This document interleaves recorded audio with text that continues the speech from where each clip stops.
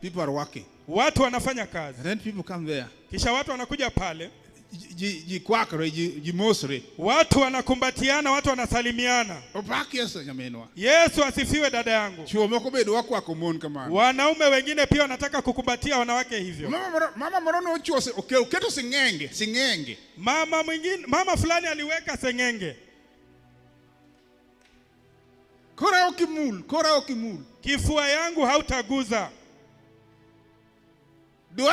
If you are a woman, do I embrace men like this because you are in that institution? Je, kama we ni mwanamke, ni lazima ukumbatie wanaume hivi kwa kuwa nafanya kazi pale?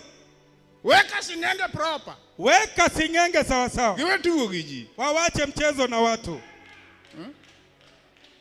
Hallelujah. Hallelujah. Do you want to obey your workmates or you want to obey God? Je, unataka uwatii wafanyikazi wenzako ama Mungu?